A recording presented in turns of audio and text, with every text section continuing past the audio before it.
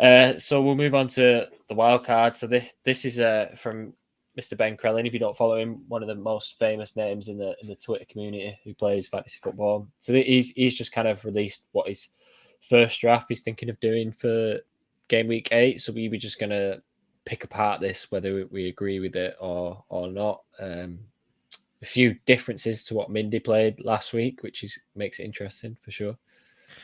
Yeah, so if you're not familiar with Ben Crellin, I think this is the first time he's had a mention this season because he sort of comes to the fore more around double game weeks and the way he's like a visionary when it comes to where the fixtures are going to be moved to, etc. So yeah, he's on wildcard this week. So I don't know if this is his current team. This is one he tweeted out when he did his first draft. So I'll quickly run through it for the podcast listeners. So he's got Sanchez and Foster as his 2 keepers. Defenders, he's got Trent, Cancelo, Rudiger, Walker, Ben White. Midfield, Salah, Son, Rafinha, Mbomo, and then Norman from Norwich. That's someone I've not seen before in a team. And then forwards, Lukaku, Tony, and Hwang. So yeah, there's a couple of things off the bat that like I probably wouldn't have. Mainly like Walker being first one that stood out to me. Just I think at that price he doesn't. I don't know.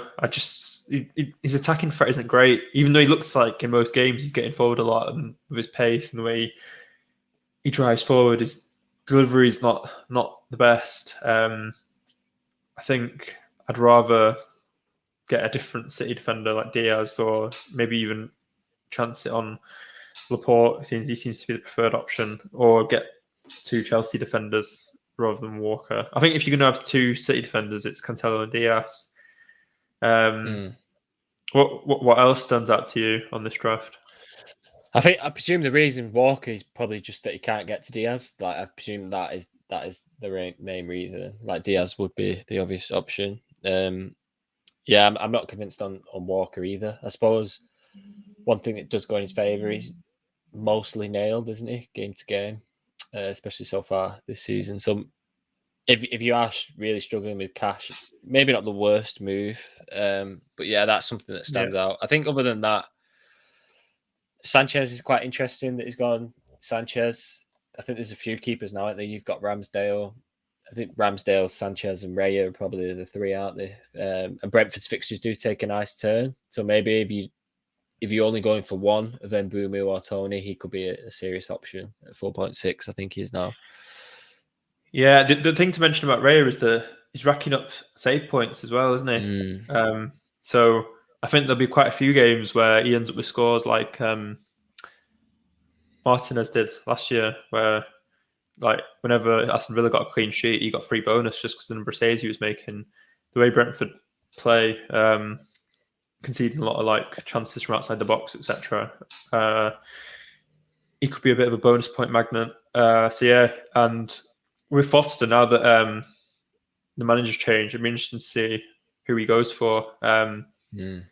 So the decision I made was I stuck with Sanchez and Ramsdale, just because if there is a game where Ramsdale gets rested for Leno, which could easily happen, I didn't want to have to think about bringing a keeper in or something like that. So yeah, I decided just to spend that extra 0.5 on having nailed Sanchez Brighton option there as that insurance. It was a bit annoying afterwards when I was thinking I should have just risked it and gone for Foster, but hopefully it'll pay off at some point.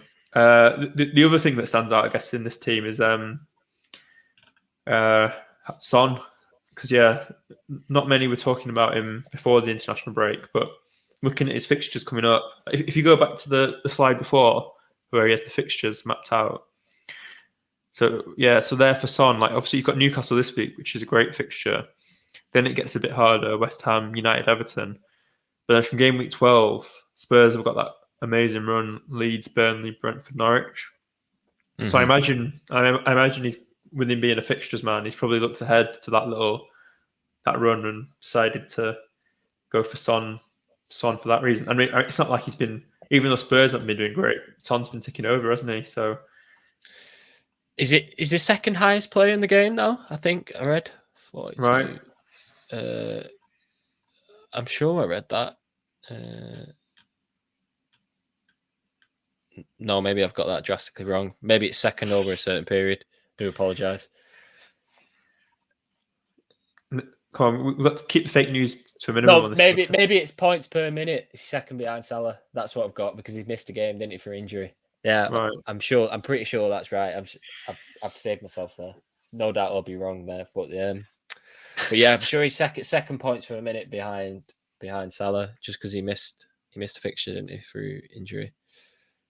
Yeah, he missed the Crystal Palace game. So that is the deal there. Other than that, yeah, it's just a question of whether you're going to play 3 at the back, isn't it? 4 at the back.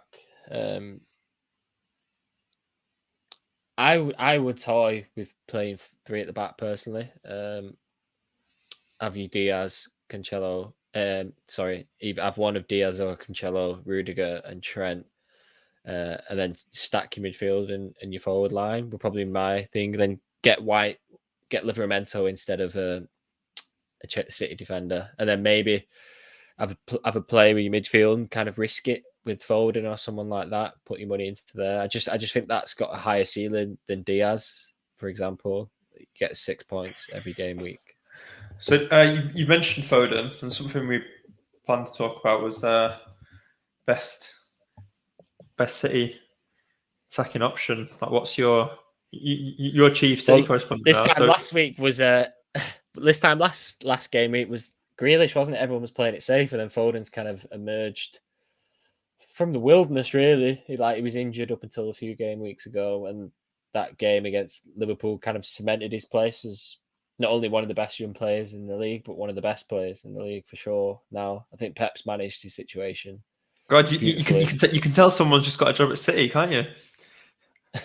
Would you not go along with that in terms of ability? Like watching him, one of the best players in the league, potentially. Potentially, yeah. I don't think he's like. I wouldn't have him up there with like Salah and De Bruyne, and I wouldn't have him in that company. Yeah, but he's like top 10, isn't it?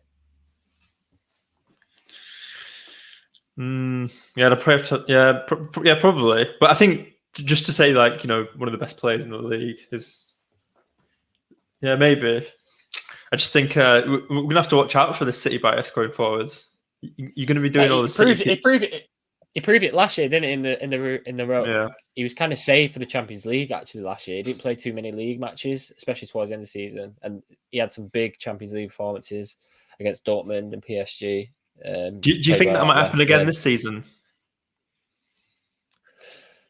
It's tricky, isn't it? Maybe towards the end of the season. I think this year, like Pep Roulette, it's impossible to fully gauge what's going on, but Sterling and Mahrez have played both Champions League games this year, so they might be safe for the group stages, and Foden might get the league, and then they'll probably take an assessment around the knockout stages whether that will continue. But he was definitely saved for the Champions League knockout. He gave City an extra dimension last year. Whether that'll be the same situation, I think now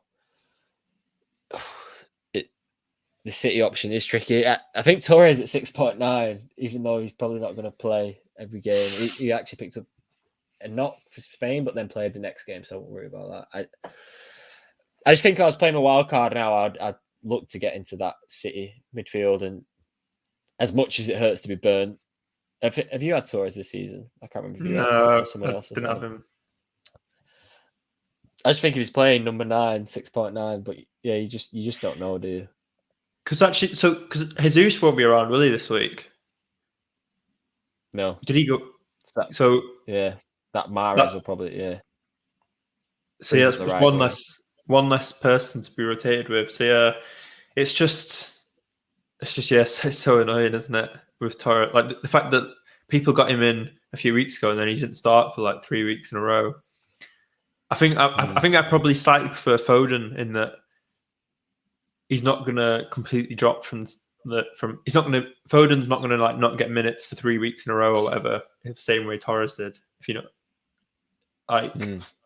So I think I'd probably lean to Foden, but yeah, it's really tricky. I think because I'm so unsure on it, I'm probably going to save my transfer this week rather than just give Mount another week. So say if you did get big folds in 7.9, best player in the league, best player in the league, you downgraded Diaz to a Livramento, say, and you're still looking for a 1.6 there, aren't you? You're playing a 3-5-2 there, which so you're probably looking at downgrading Hwang, aren't you? Can you afford that? Or you having Hwang and then downgrading Tony to a 4.5. So this ends up quite similar to a team that you've got, isn't it? In terms of formation.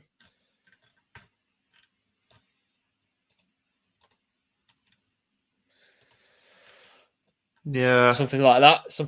I think if you were playing a wild card this week, I just think the midfield is a bit more exciting. The only issue here is you've got White, Livramento, and a non-playing option. But I think with Livramento's fixtures, I don't think that's the worst case scenario, is it?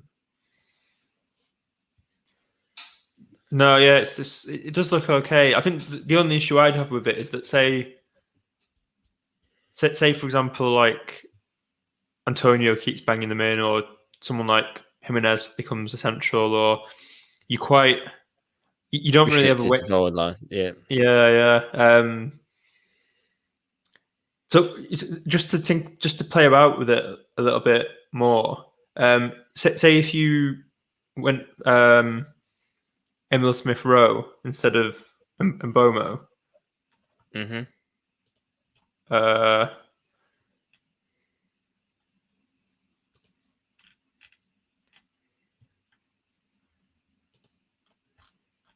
And then put in.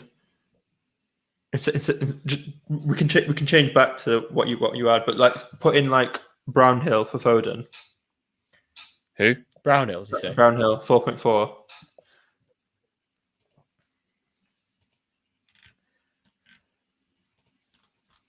Does that then give enough money for? You got 9.5 there. So could you then afford, say, like a Tony and an Antonio? Hwang and Antonio? Yeah, or Tony and Antonio.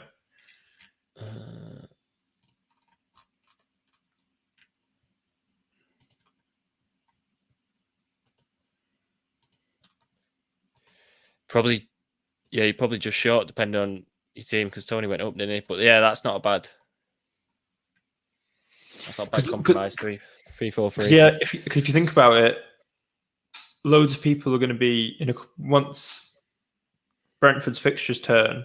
A lot of people are going to be looking for Tony, so you're kind of getting yourself ahead of the curve on that, getting the penalty taker from Brentford in. Antonio's a hard person to set. Like I still really wouldn't want to lose Antonio. Where are you on that? Yeah, no, obviously I've got Ben Rama and Antonio. I'm probably looking to shift on Ben Rama at some point. But I think West Ham's last game, that was against Brentford, wasn't it? Ben Rama was brilliant that game. I'm watching the highlights. So just a bit reluctant to... He's still performing really well. I don't think he's got points recently, other than the one against United. But he is still playing very well. It's not as if he's kind of fallen off a cliff. But it's just the added European, isn't it? Kind of fixtures and stuff. Yeah, so I think what we've seen from this is it's kind of hard to fit in Son and the City midfield option into the same team. I think you probably have to, if you want to go for Son now rather than game week 12 when the fixtures turn amazing, you kind of have to maybe pick between which way you want to go. So yeah, if you were really keen on getting a Foden in, you could maybe just go Foden instead of Son, and then have a plan to get Son in game week 12, which would also be fine. Yeah, that sounds good. We'll move on because just a bit conscious of time, but I do think Son ahead of that fixture list. He's not a bad person to have, isn't it? And he also, that price point, it doesn't put De Bruyne too out of the question. Obviously, you can jump to any other midfielder, but kind of makes that option because say De Bruyne starts scoring or assisting for fun, he's looked a bit off the pace first few games, but he's just coming back from that ankle injury.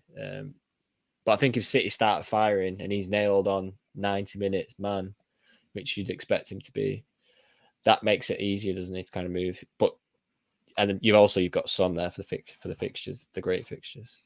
Yeah, so just to finish on this, then we're mentioning Brentford's fixtures. The reason we're so keen on having a Tony or a Mbomo. So from game week 9, their fixtures are Leicester, Burnley, Norwich, Newcastle, Everton. So game week 9 to 13 is really good, and then they've got Tottenham in 14, and then Leeds and Watford.